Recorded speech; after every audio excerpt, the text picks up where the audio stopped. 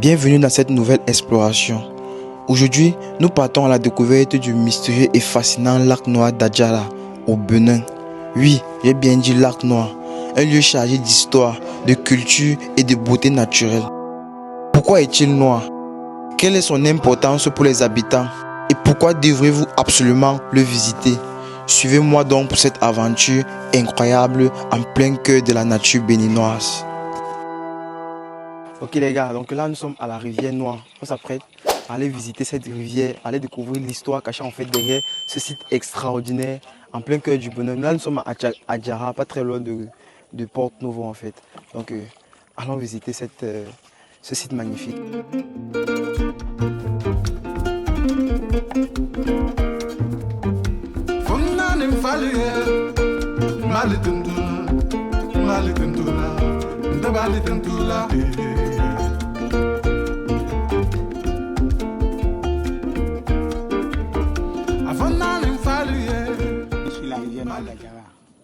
C'est une rivière qui est séparée en deux communes, la commune d'Adjara et la commune d'Avrancourt.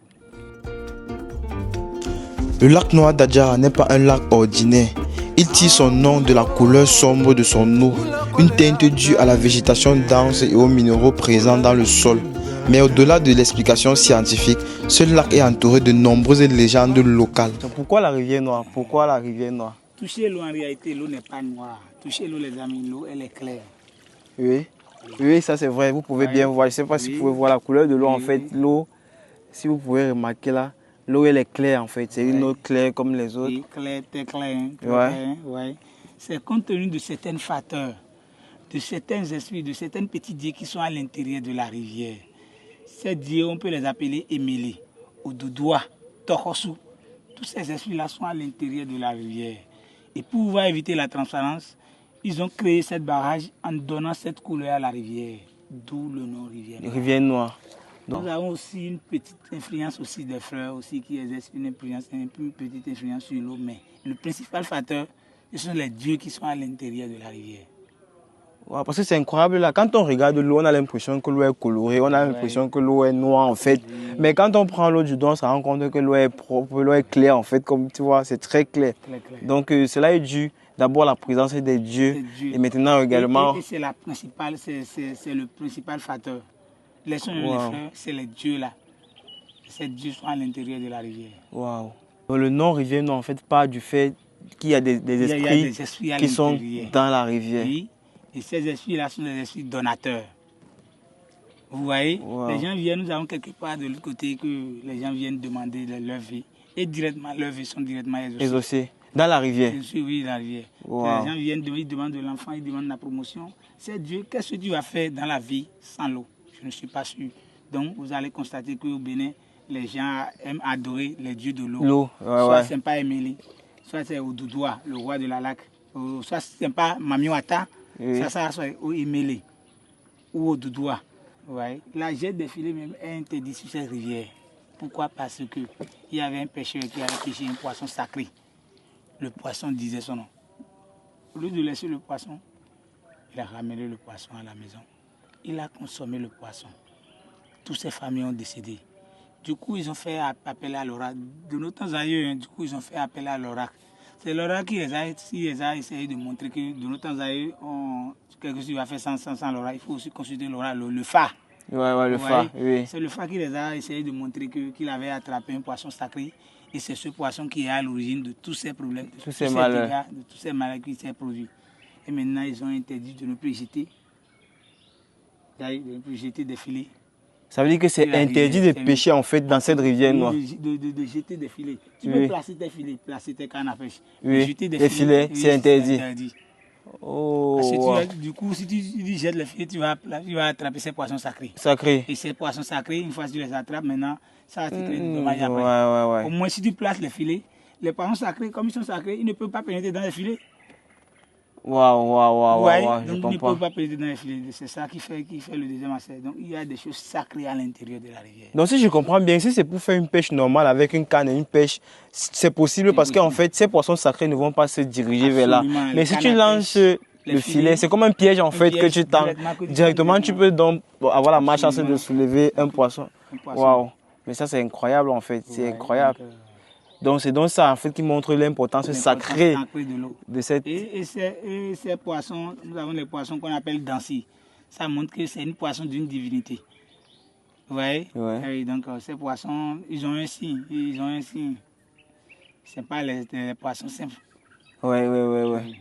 Mais est-ce qu'on peut reconnaître ces poissons-là? Oui, il y a des signes sur ces poissons. Ça veut dire que toi et moi, on peut voir ces poissons-là et savoir en fait que c'est. Si moi je prends ce genre de poisson maintenant, je saurais bien que ceci maintenant, c'est un poisson qui n'est pas mangeable. Je dois essayer de m'en débarrasser de ça. Donc, ces poissons ont un vrai signe. Ça veut dire que c'est quelque chose de physique en fait, c'est pas quelque chose de spirituel qu'on peut dire non. L'aspect physique est aussi important au niveau de certaines choses. Et la visualité nous permet de pouvoir déterminer que ceci n'est pas aussi quelque chose comme il n'est pas aussi comme nous. Voir aussi, il y a des gens que tu vois et tu vois qu'il n'est pas n'importe quel. Il n'est pas un homme comme ça, comme moi. Il y a des gens que tu vois dans l'environnement. Ouais. C'est quelque chose du genre. Wow. Donc c'est quelque chose du genre. Wow. Ces maisons-là dans la rivière, en fait, c'est quoi le but en fait de ces maisons? Le but de ces maisons, vous aimez surtout nos touristes là. Oui. Les gens qui sont à l'extérieur, qui sont par exemple il y a du bruit, il y a pas mal du bruit là-bas. Il peut rester ici dans un temps calme en fait. Rester pendant, prendre ce qu'il veut, puis ramener ce qu'il veut dans l'environnement, rester un peu avec l'environnement avec nous. Vous voyez, c'est extraordinaire. Ça veut dire que ça, c'est aujourd'hui un site qui est très bien exploité en fait et qui attire beaucoup de visiteurs. Absolument, ça attire pas mal de visiteurs.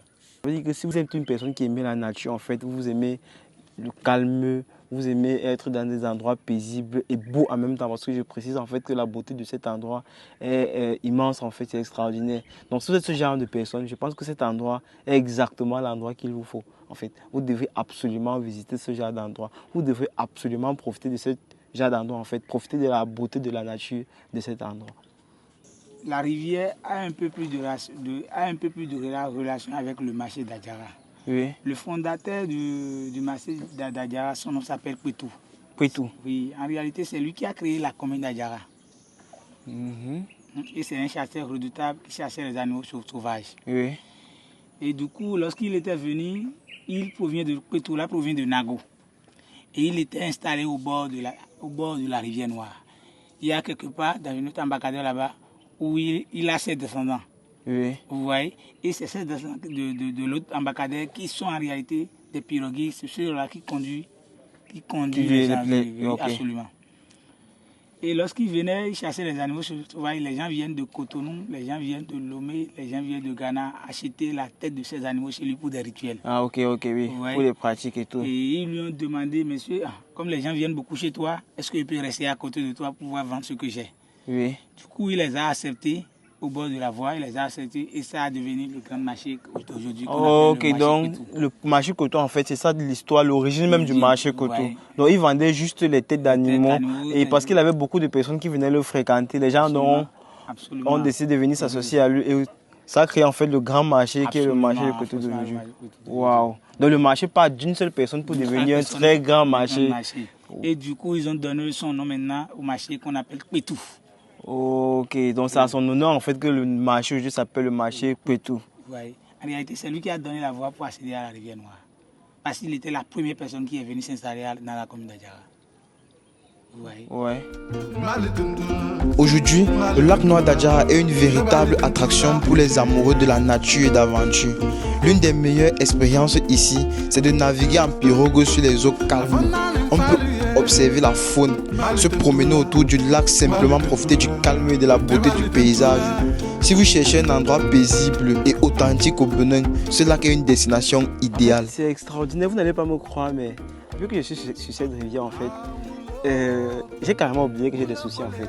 C'est tellement paisible qu'on se paie en fait, on se noie dans ses soucis en fait, on réussit à tout oublier, à se concentrer sur la nature, on essaye de profiter de la nature. Je vous assure, c'est vraiment extraordinaire, c'est vraiment un endroit incroyable.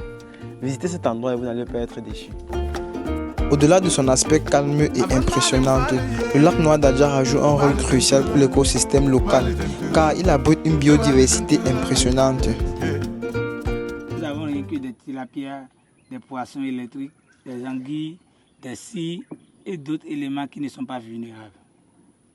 Oui. Ouais, nous n'avons pas de crocodiles ici, ni de serpents venimeux ici.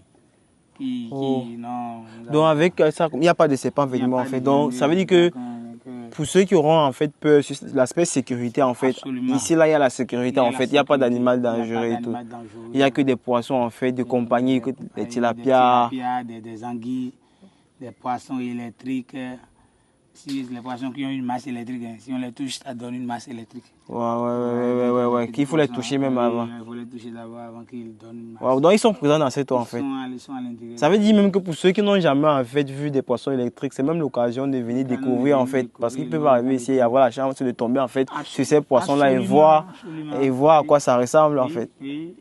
C'est une poisson électrique, c'est une poisson qui est beaucoup utilisée dans la médecine traditionnelle. S'ils ont la chance aussi, on les conserve chaque fois à la maison, les gens viennent payer.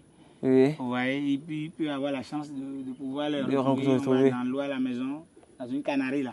Oui. Et s'il veut le masse électrique là, il peut toucher ça et ça va et sentir. donner une masse. Et ressentir la masse électrique là. Waouh.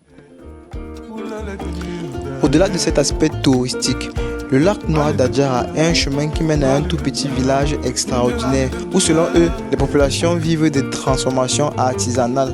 Allons donc découvrir ce qui se cache derrière ce village magnifique. Et c'est quoi le nom du village?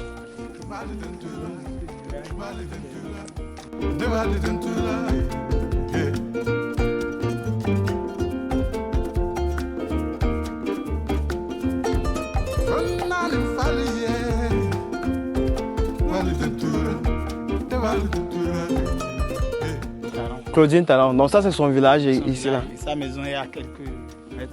Waouh. Mais ça c'est extraordinaire. Donc elle est de là en fait. Un très beau petit village calme et tout. On peut voir à quel point le village est calme. Waouh. Donc visiter cet endroit en fait c'est également visiter le village de la première dame du Bénin en fait. Waouh.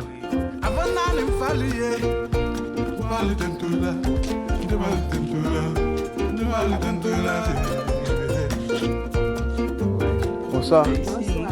Bonsoir maman. Ok, donc c'est là qu'on transforme la sève pour obtenir de l'alcool.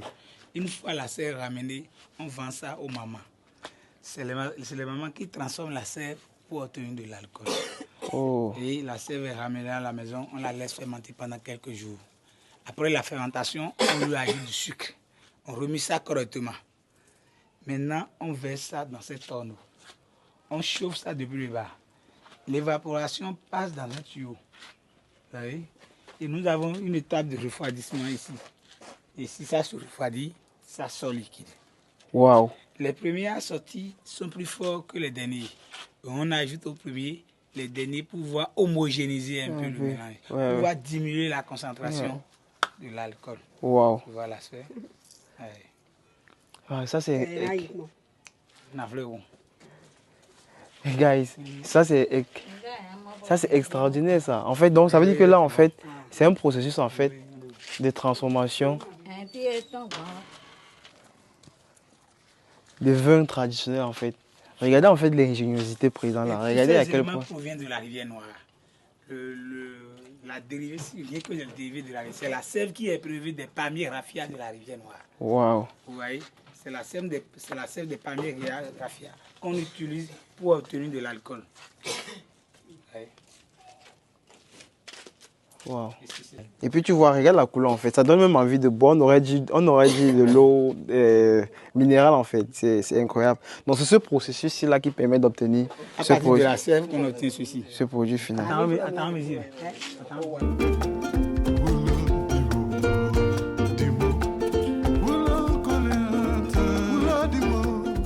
Nous sommes au niveau de la galerie.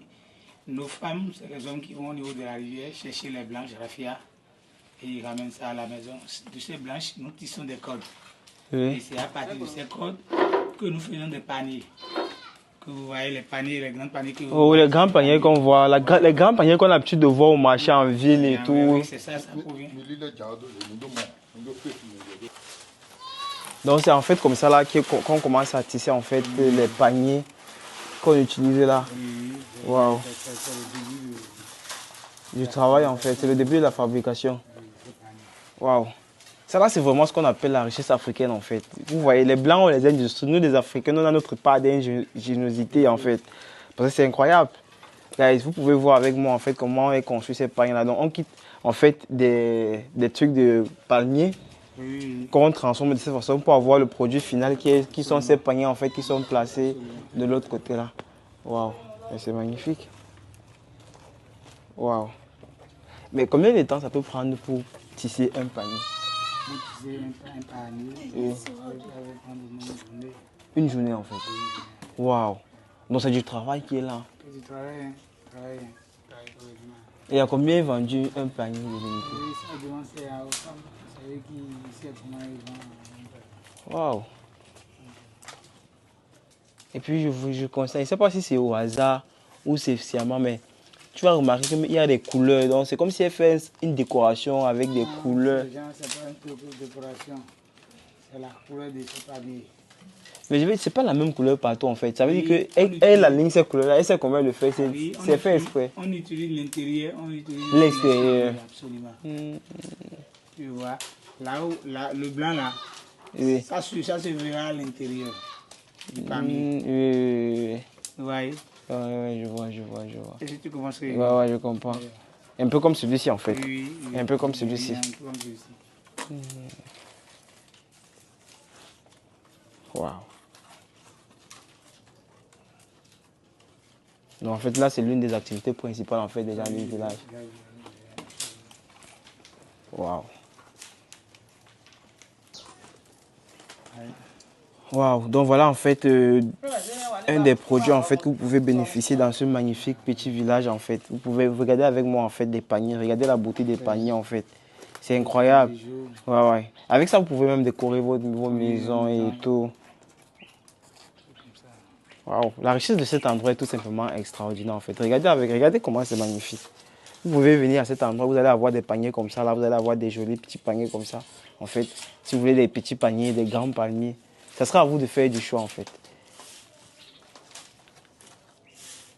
C'est beau. Waouh.